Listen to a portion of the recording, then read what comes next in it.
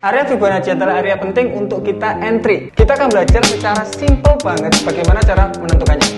Fibonacci di sini kalian harus tahu tahap pertama itu tren. Jadi identifikasi trennya terlebih dahulu. Contoh, tren ada bullish, bearish, dan konsolidasi. Fibonacci di sini ini untuk menentukan koreksiannya ini seberapa. Jadi kita bisa buy lebih tinggi lagi atau kita bisa ekspektasi dia koreksi sampai ke berapa sebelum kita sell kembali. Itu untuk Fibonacci. Menarik karena dengan Fibonacci di sini kita bisa entry lumayan pendek dan mendapatkan hasil semakin tinggi lagi. Tetapi ketika konsolidasi kita tidak bisa menggunakan konsolidasi karena dia market structure-nya kurang bagus. Kalau kalian belum paham market structure, kalian bisa cek video kita market structure di sini. Nah, tahap pertama udah tahu tuh. Contoh trennya bullish kan? Sekarang dia bullish karena ini lebih tinggi dari sebelumnya dan ini lebih tinggi dari sebelumnya. Berarti ini bullish. Kemudian dia sudah valid di atas. Kita ingin membuy posisi ketika harga itu turun. Turunnya sampai mana? Kita bisa ekspektasi dengan Fibonacci. Kita tarik Fibonacci dari bawah ke atas. Nah, itu cara untuk menentukan Fibonacci-nya. Ketika bullish dari bawah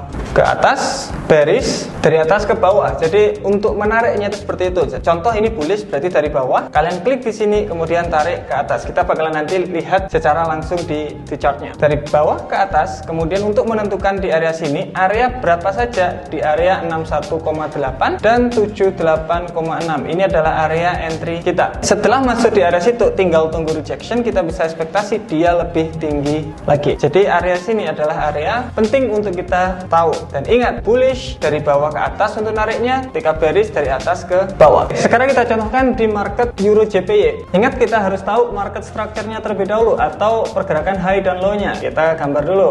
Dia up, kemudian down, up, down, kemudian up. Contoh di sini belum terjadi. Berarti kita harus menentukan Fibonacci dari mana? Ingat tadi, kalau bullish, ini kan bullish, lebih tinggi dari sebelumnya, ini lebih tinggi dari sebelumnya. Berarti ini bullish. Berarti kita menentukannya dari bawah ke atas. Kita klik area Fibonacci. Area Fibonacci-nya apa aja? Kita bisa double klik. Kalian bisa 61,8 itu pasti, kemudian 0.78,6 dan minus 0.27 ini untuk TP-nya. Ingat, Fibonacci berarti dari bawah ke atas. There we go. Area entry-nya adalah area di sini. Kita dapat area entry-nya, kita tinggal tunggu rejection. Ini ada rejection di sini. Kalian bisa cek video kita rejection, itu ada secara detail bagaimana kita melihat untuk rejection. Makanya kita kemarin ada buy prediksi ketika kita live trading di Euro JPY. Untuk stop loss-nya di bawah low sebelumnya dan TP-nya itu 1/2 lah.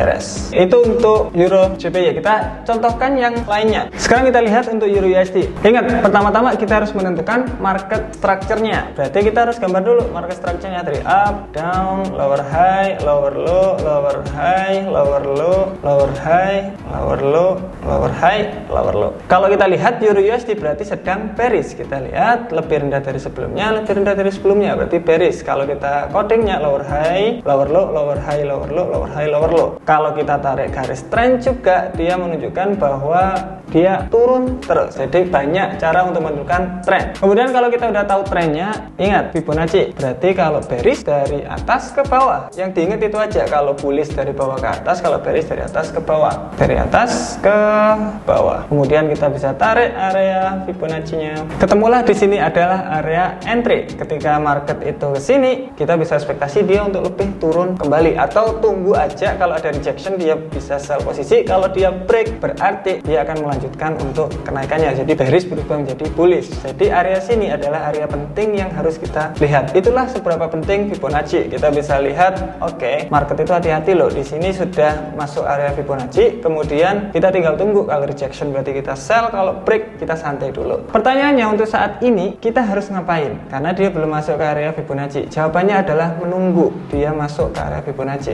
Ini sekarang lagi di tengah-tengah, jadi kita nggak ngapa-ngapain. Terakhir kita akan lihat untuk gold atau XAU USD. Contohnya di H4 ya sekarang. Kita lihat XAU USD. Pertama-tama kita harus ngapain tadi? Market structure-nya down, Berarti XAUUSD ini sedang apa trennya di H4?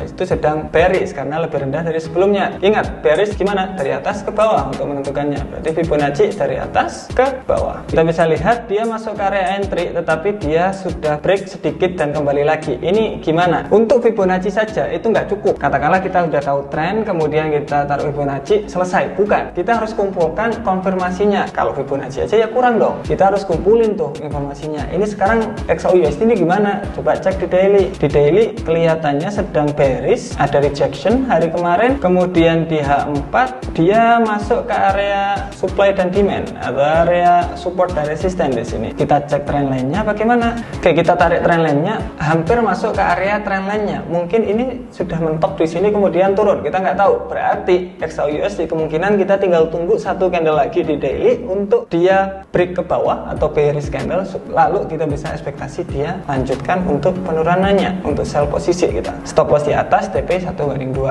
Jadi Fibonacci di sini sebenarnya sangat-sangat simpel. Pertama, kita tahu tren. Kalau ini naik berarti dari bawah ke atas, kalau dia turun berarti dari atas ke bawah cara nariknya. Kemudian yang kedua, kita tinggal tunggu area yang penting yaitu 61,8 sampai ke 78,6. Kalau nggak sampai dari sini berarti kita nggak entry karena di sini adalah area entry kita. Kemudian untuk TP 1/2 dan stop loss itu di high atau low sebelumnya. Jadi untuk Fibonacci itu simple. Intinya tren gimana, masuk area kita entry, TP 1/2, stop lossnya di high atau low sebelumnya tergantung trennya bagaimana. Jadi itu untuk Fibonacci. Ingat, Fibonacci di sini adalah salah satu konfirmasi. Kalian harus kumpulin semua support resistennya bagaimana, trennya bagaimana, trend line-nya bagaimana, kemudian rejection atau enggak, dan mungkin kalian pakai indikator, silahkan indikator, tambah Fibonacci juga lebih bagus. Jadi ini kumpulin ceritanya bagaimana, baru kita bisa entry. Kalau semakin banyak konfirmasi, kita entry-nya semakin kuat. Thank you, see you next time, bye bye.